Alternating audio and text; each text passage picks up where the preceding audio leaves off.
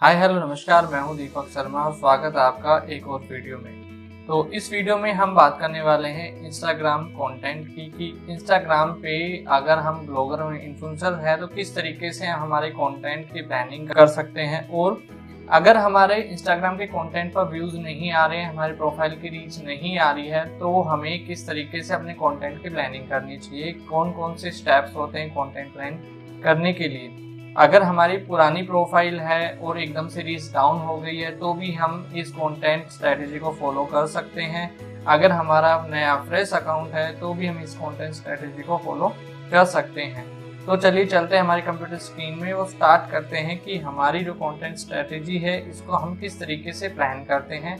तो बेसिकली ये जो कंटेंट स्ट्रेटेजी है ये मैंने अपने लिए प्लान कर रखी है, तो आप भी अपने लिए प्लान कर सकते हैं।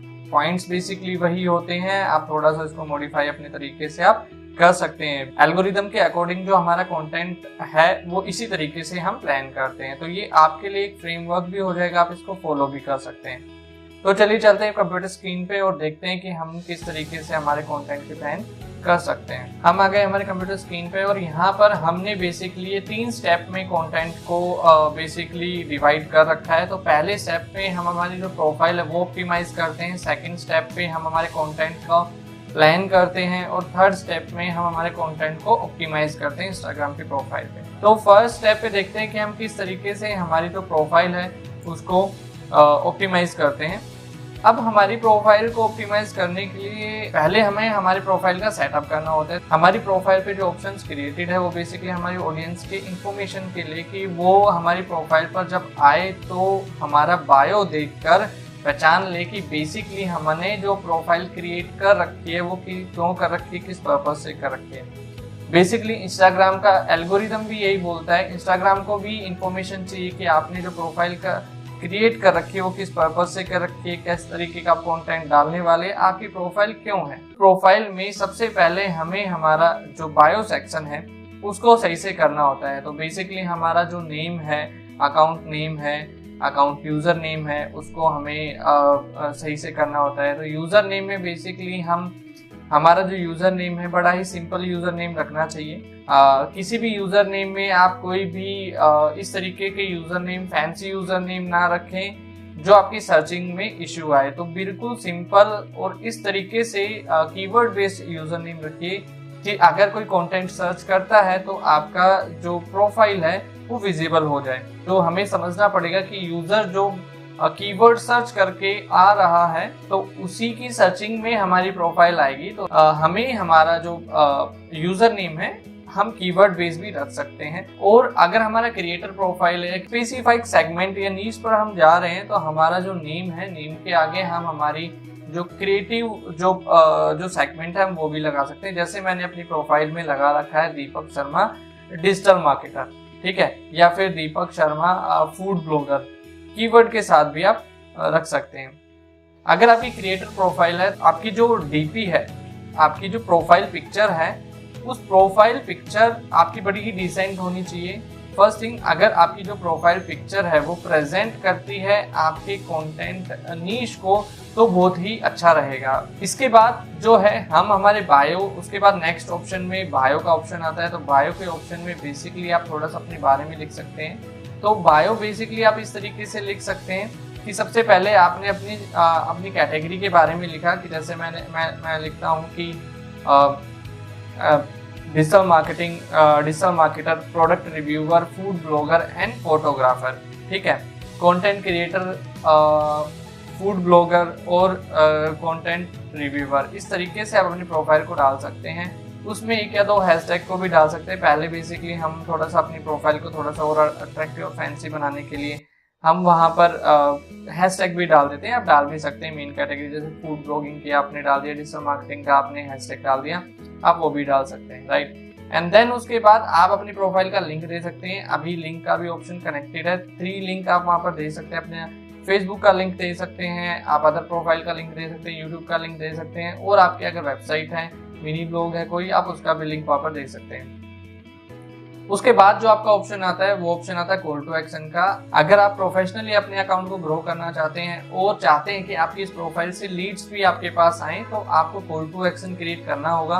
आपके प्रोफाइल में कॉल टू एक्शन का एक ऑप्शन दिखेगा, जहां पर आप क्लिक करेंगे तो वहां पर आपके पास फॉर्म कोई बटन का एक ऑप्शन होता है, तो बटन के वहां पर आप कॉल टू एक्शन भी क्रिएट कर सकते हैं। पेज का भी ऑप्शन आता है, तो वहां पर फेसबुक का पेज हमारा अवेलेबल है, वो हमें कनेक्ट करना होता है। तो इस तरीके से हमने कंप्लीट हमारी प्रोफाइल का सेटअप जो है अच्छे से करना होता है। नेक्स्ट ऑप्शन में हमें डैशबोर्ड और एनालिटिक्स जो है उस पर हमें ध्यान रखना होता है। हमें देखना होता है कि हमारी जो टारगेटेड ऑडियंस है वो कौन है, किस तरीके से बेसिकली वो बिहेव कर रही है। टारगेटेड ऑडियंस का मतलब है कि हमें बड़ा डीपली हमें हमारी ऑडियंस के बारे में पता होना चाहिए कि मैं जिस तरीके से जिस भी नीश पर मैं कंटेंट बना रहा हूँ, किस एज ग्रुप को मैं टारगेट कर रहा हूँ, क्या वही मेरी प्रोफाइल पर विजिट कर रहे हैं, अगर विजिट कर रहे हैं तो वो बेसिकली बिहेव कैसा कर रहे हैं। तो बेसिकली प्रोफाइल ऑप्टिमाइजेशन में हमें जो है इन चीज़ों का ध्यान देना होता है। टारगेटेड ऑडियंस के बाद जो नेक्स्ट ऑप्शन है वो है ऑडियंस बिहेवियर। अब ऑडियंस बिहेवियर में बेसिकली हमें क्या नोट करना होता है, ऑडियंस बिहेवियर में हमें ऑडियंस की एक्टिविटी नोट करनी होती है। ऑडियंस बिहेवियर में हमें बेसिकली ऑडियंस की एक्टिविटी नोट करनी होती है। अब एक्टिविटीज में हमें किन पॉइंट्स पर ध्यान देना होता है, बेसिकली हमें देखना होता है कि क्या हमारी जो ऑडियंस है, जो भी हमारे प्रोफाइल पर लोग आ रहे हैं, क्या वो टेक्सटिंग कर रहे हैं, मैसेजिंग कर रहे हैं, मतलब क्या वो अपनी लाइक कोई भी मैसेज कर रहे हैं, कोई ग्रीटिंग मैसेज हो, कोई अपनी पोस्ट का मैसेज भी आता है, क्या आप उनको मैसेज कर रहे हैं, फ्रीक्वेंटली किस तरीके से मैसेजिंग हो रही है, आपको वो नोट करना है। तो जो भी आप कंटेंट डाल रहे हो, जिसमें जितने भी आपके फॉलोअर्स हैं वो किस फ्रीक्वेंटली लेवल पर आपकी जो कंटेंट को लाइक कर रहे हैं, और आपकी प्रोफाइल पर क्या कमेंट्स आ रहे हैं। अगर आप कोई भी कंटेंट बना रहे हो, देखिए अगर आप कोई भी वैल्यूएबल कंटेंट बना रहे हो, अगर उनको आप कमेंट्स नहीं आ रहे हैं, वैल्यूएबल कमेंट्स नहीं आ रहे हैं, तो भी थोड़ा सा सोचने वाली बात है। आप कंटेंट को इस तरीके से बनाइए ताकि जो है कमेंट्स आए। बेसिकली इस तरीके से कंटेंट बनाइए कि जो आपकी ऑडियंस है वो ऑटोमेटिकली कुछ ना कुछ कमेंट्स करे, ना कि बैड कमेंट्स की बात नहीं कर रहा, बेसिकली कुछ आपको सजेशंस मिले, बेसिकली कुछ इनपुट्स आपको मिले, तो इस तरीके के जो कमेंट्स है वो आए। ठीक है, इसके बाद जो ऑप्शन है वो शेयर्स का ऑप्शन है। शेयर में आपके पास जो भी आपका कंटेंट आप पोस्ट करते हैं, वहां पर बेसिकली आपके पास व्यू इनसाइट का ऑप्शन होता है, वहां पर आप देख सकते हैं क्या आपका कंटेंट शेयर हो रहा है। राइट, इसमें एक और ऑप्शन है शेयर के साथ, क्या आपका कंटेंट लोग सेव कर रहे हैं, ताकि लोग जो है भूल ना जाएं, या फिर लोगों को वैल्यू अगर लगती है, जिस भी कंटेंट में लोगों को लगती है कि ये हाँ वैल्यूएबल कंटेंट है तो मेरे को सेव कर लेना चाहिए, तो बेसिकली क्या आपका जो कंटेंट है वो सेव हो रहा है। ये सारे पॉइंट्स बेसिकली आपने नोट करनी है, एक्टिविटीज नोट करनी है अपनी ऑडियंस की। राइट, इसके बाद आपने ये देखना है कि क्या आपके जो कंटेंट है उसके कोलैबोरेशंस आ रहे हैं, मतलब सिमिलर जो प्रोफाइल है आपकी। इसके बाद आपने देखना है कि क्या कोलैबोरेशंस हो रहे हैं आपकी, क्या आप दूसरे लोगों के साथ कोलैबोरेशन में आ रहे हैं, या लोग आपसे कोलैब कर रहे हैं, आपकी सिमिलर जो प्रोफाइल्स है वो बनाएंगे। शाउट आउट बेसिकली ये होता है कि लोग कंटेंट डाल रहे हैं, वहां पर अपनी स्टोरी में पोस्ट कर रहे हैं, और उसमें आपको एक तरीके से शाउट आउट दे रहे हैं कि भाई वो अपनी ऑडियंस को बोल रहे हैं कि भाई ये सिमिलर ये एक प्रोफाइल है, इस प्रोफाइल को आपको इस तरीके का कंटेंट मिलेगा, फॉलो कीजिए, और आप भी सेम जो है एक्टिविटी कर रहे हैं उनकी प्रोफाइल के लिए, तो इस एक्टिविटी को बेसिकली शाउट आउट बोलते हैं। तो ये सारे ऑप्शंस हैं, ये सारी एक्टिविटीज हैं, ठीक है, जो आपको नोट करनी होती है अपने ऑडियंस के बिहेवियर में। Basically content planning most important step होता है हमारा। व्हाई? बिकॉज कि हमें time to time content planning की स्ट्रेटेजी बनानी होती है, नेक्स्ट स्ट्रेटेजी पर काम करना होता है। अगर स्ट्रेटेजी में थोड़ा सा भी हमें सेटिस्फेक्शन नहीं मिलता है, यूजर्स नहीं आते, तो थोड़े से चेंजेस हमें करने होते हैं। तो कंटेंट प्लानिंग में हमें किन बातों का ध्यान देना होता है और किस स्टेप को फॉलो करना होता है वो हम देखेंगे। हमें यहाँ पर कंटेंट रिसर्च करना होता है सबसे पहले, उसके बाद कंटेंट टाइप्स पे हम देखेंगे हमें क्या कौन कौन से स्टेप पे हमें वर्क करना होता है। तो सबसे पहले हमें कंटेंट रिसर्च करना होता है। कंटेंट रिसर्च में सबसे पहला जो स्टेप होता है वो होता है कि हमारे जिस भी नीश पर हम काम करें, उस नीश पर जो सिमिलर प्रोफाइल है उनका जो कंटेंट है वो हमें एनालिसिस करना होता है, ऑब्जर्व करना होता है कि किस कंटेंट टॉपिक पर वो कंटेंट बना रहे हैं, और हमें नोट करना होता है कि हम बेसिकली क्या प्लान करके चल रहे थे, और हमारे जो सिमिलर प्रोफाइल है और कंपिटिटर्स है वो किस टॉपिक पर जो है कंटेंट बना रहे हैं, वो कैप्शन किस तरीके से लिख रहे हैं और क्या लिख रहे हैं, किन किन हैशटैग को फॉलो कर रहे हैं, हम किन हैशटैग को फॉलो करके चल रहे हैं, जिन हैशटैग को फॉलो कर रहे हैं उनकी रीच किस हिसाब से जा रही है, किस टाइमिंग पर वो जो है किन किन डेज पर टाइमिंग पर जो है वो कंटेंट पोस्ट कर रहे हैं, ताकि हम जो है प्लान कर सकें। जो हमारी सिमिलर प्रोफाइल्स हैं वो क्या क्या एक्टिविटीज कर रही हैं, अदर प्रोफाइल्स में क्या एक्टिविटीज कर रही हैं, तो ये कंटेंट रिसर्च हमें सारा प्लान करके चलना होता है। ये सारा जो कंटेंट रिसर्च है हमें करना होता है। अब कंटेंट रिसर्च में सारे पॉइंट्स नोट करने के बाद हमें बेसिकली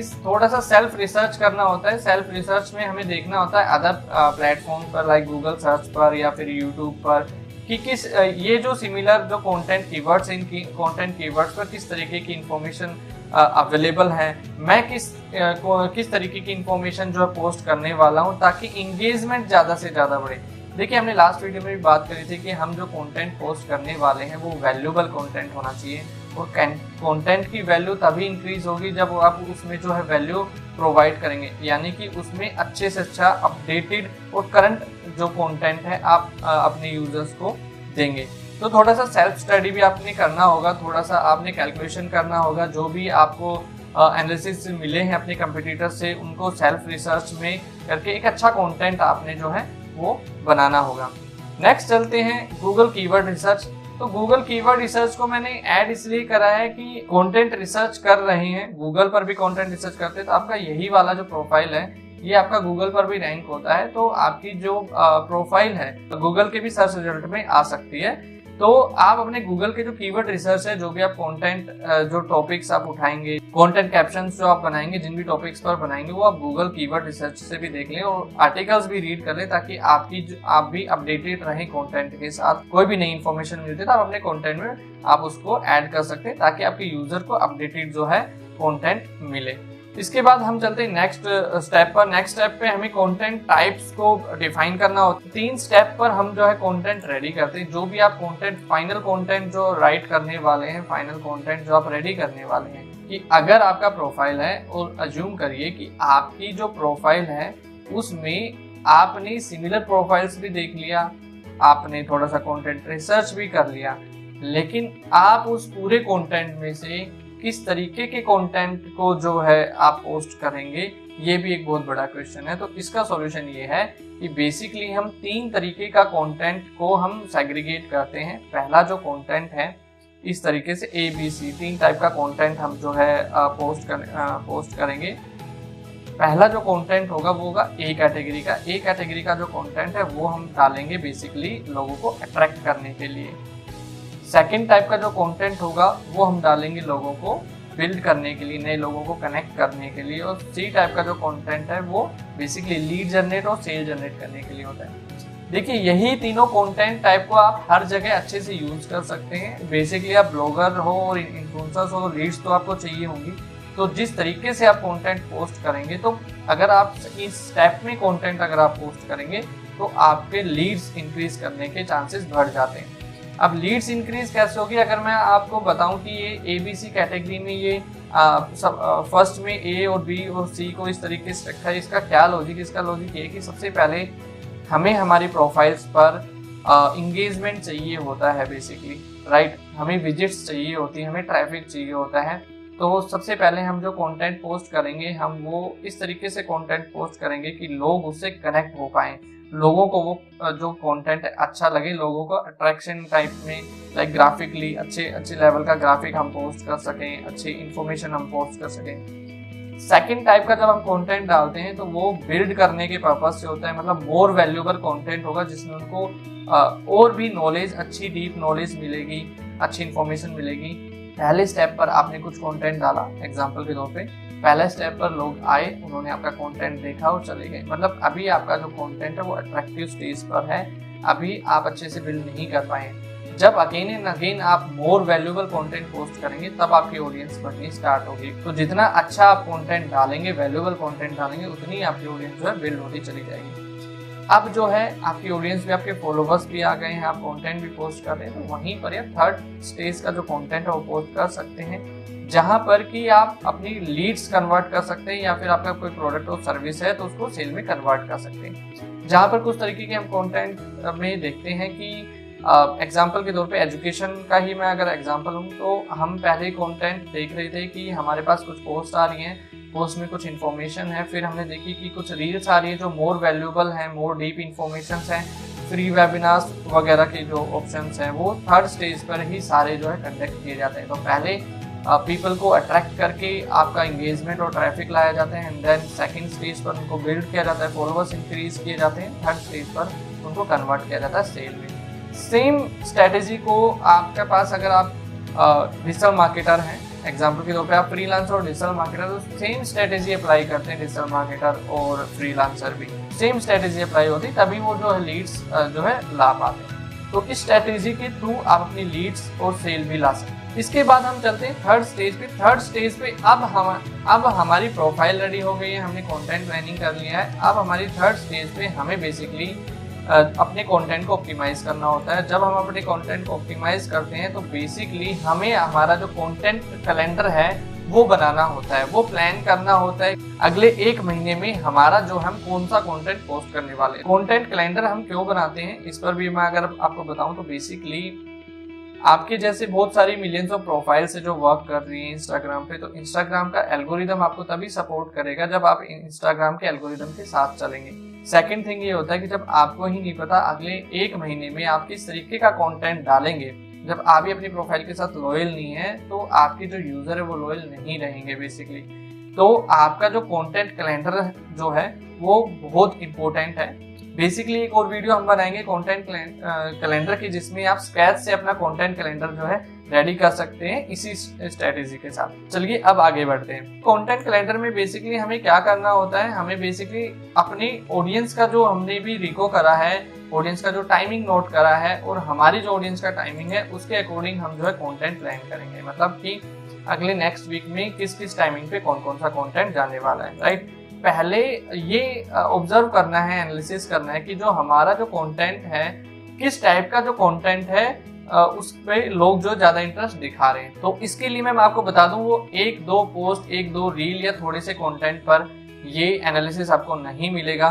तो आपको कम से कम आपको 15 डेज, 20 डेज और 40-50 डेज तक आपको अच्छे से कंटेंट डालने हैं। 2 टाइम 3 टाइम आपको कंटेंट डालने हैं। जो भी आपने पहले एनालिसिस करे हैं, सिमिलर प्रोफाइल से एनालिसिस करें हैं, डिफरेंट टाइम स्लॉट को चेंज करके आपको डालने हैं। उसके बाद आपको यहाँ पर चेक करना है कि कौन सा टाइम स्लॉट किस टाइप का जो है कंटेंट है और ऑडियंस है किस समय किस इंटरेस्ट पर है। कंटेंट टाइप इंटरेस्ट का मतलब ये नहीं है आप अपनी नीश चेंज कर दें। बेसिकली ये जो बात हो रही है ये आप ही की नीश की बात हो रही है, तो आपकी नीश पे जो टॉपिक्स हैं उनकी बात हो रही है। तो जिस भी टॉपिक पर आप कंटेंट डाल रहे हैं, जो भी जिस तरीके की ग्राफिक आप बना के डाल रहे हैं, तो बेसिकली वो सारा जो कंप्लीट इंटरेस्ट है वो आपने यहाँ पर जो है नोट करना है। नेक्स्ट चलते हैं कंटेंट वाइज हैशटैग। अब यहाँ पर बेसिकली हमने हैशटैग भी प्लानिंग करनी होती है, तो हैशटैग प्लानिंग की भी आपको एक वीडियो मिलने वाली है जो स्क्रैच से हम हैशटैग प्लानिंग करेंगे, देखेंगे कि कितने हैशटैग और हमें जो है डालने होते हैं, किस अकॉर्डिंग डालने होते हैं, किस तरीके से हैशटैग जो है रैंक करते हैं। ये सारी जो कंप्लीट स्ट्रेटेजी है हम हैशटैग वाले वीडियो में हम डालने वाले हैं। तो बेसिकली एक छोटी सी इन्फॉर्मेशन मैं आपको दे दूं कि हमें बेसिकली 25 से 30 हैशटैग डालनी होती है। मैक्सिमम हम जो है 30 हैशटैग पोस्ट जो है उस पर हम डाल सकते हैं। 30 हैशटैग आप डालिएगा। अगर आपकी नई प्रोफाइल है तो आप 25 से 30 हैशटैग डालिएगा ही डालिएगा। अगर आपकी थोड़ी सी प्रोफाइल पुरानी है या फिर अच्छे से इंगेजिंग प्रोफाइल है तो आप थोड़ा सा कम भी कर सकते हैं। इसकी स्ट्रेटेजी के लिए आप हमारी हैशटैग वाली वीडियो देखिएगा जिसमें आपको कंप्लीट इन्फॉर्मेशन मिल जाएगी कि हैशटैग की स्ट्रेटेजी किस तरीके से प्लान होती है। एंड नेक्स्ट हम चलते हैं सब टॉपिक। अब बेसिकली हमें ये भी देखना होता है कि हमारा जो नीश है उसमें जो भी जिन भी टॉपिक्स पर हम बात कर रहे हैं या कुछ ऐसे भी टॉपिक है जो सिमिलर से टॉपिक है जिन पे हम वीडियोस बना सकते हैं और जिस पर हम जो है ब्रॉड लेवल की ऑडियंस को टच कर सकते हैं, हम जो है उसको सेल्स में कन्वर्ट कर सकते हैं। तो इस तरीके से हम बेसिकली हमारे जो कंटेंट रिसर्च है वो कंटिन्यू जो है हमें करते रहना है। प्रोफाइल ऑप्टिमाइजेशन पर आपको लगातार काम करते रहना है। जो भी आपको एनालिसिस मिलते आ रहे हैं, जो भी इंफॉर्मेशन मिलती आ रही है, जो भी इंस्टाग्राम के जो एल्गोरिदम है चेंज होते आ रहे हैं, इसके लिए आप हमारी प्रोफाइल से कनेक्ट रह सकते हैं ताकि आपको इंस्टाग्राम से रिलेटेड आपको जो है अप टू डेट इंफॉर्मेशन मिलती रहे। सेकेंडली कंटेंट प्लानिंग आप जो है वीकली कर सकते हैं, आप मंथली कर सकते, जो है क्वार्टरली कर सकते हैं, ये आपके ऊपर है। तो अगर मैं आपको बताऊं, अगर कंटेंट प्लानिंग बताऊं तो आप जो है कंटेंट प्लानिंग वीकली कीजिए, ठीक है। 15 डेज के लिए भी आप कर सकते हैं और मंथली भी कर सकते हैं। आपको एवरी मंथ अपने कंटेंट प्लानिंग के एनालिसिस, प्रॉपर एनालिसिस रखनी है। प्रॉपर आपको कंटेंट प्लानिंग, आपका जो कैलेंडर है, प्रीवियस मंथ का जो कैलेंडर है वो आपके पास होना चाहिए। आपकी जो प्रोफाइल है उसकी पूरी डिटेल आपके पास होनी चाहिए। एंड देन नेक्स्ट मंथ में आपने क्या करना है, नेक्स्ट वीक में क्या करना है, कंप्लीट आपका जो कंटेंट प्लानिंग होनी चाहिए। उसके बाद कंटेंट ऑप्टिमाइजेशन के लिए आपके पास कंप्लीट कंटेंट कैलेंडर होना चाहिए कि नेक्स्ट वीक में क्या डालने वाला हूँ, उसके बाद नेक्स्ट वीक की मैं क्या प्लानिंग रखना हूँ। अगर मेरे पास कुछ पाइपलाइन में प्लानिंग है तो वो मेरे को किस टॉपिक पर, किस सब टॉपिक पर है, एवरीथिंग। तो ये ऑनगोइंग प्रोसेस है, ये ऑनगोइंग प्रोसेस आप कंटिन्यू फॉलो कीजिए, अपनी प्रोफाइल पर कंटिन्यू वर्क करिए, एल्गोरिदम के साथ रहिए। डेफिनेटली आपकी जो प्रोफाइल की जो रीच है वो ग्रो होगी। अगर आपकी प्रोफाइल की रीच अभी डाउन गई भी है और अच्छे से आप एनालिसिस करके इन स्टेप को फॉलो करके अपना कंटेंट कैलेंडर आप बनाते हैं और फिर आप पोस्टिंग करते हैं, तो आपको डेफिनेटली एक अच्छी रीच आपको मिलने वाली है। तो इस वीडियो में बस इतना ही, मिलते हैं नेक्स्ट वीडियो में।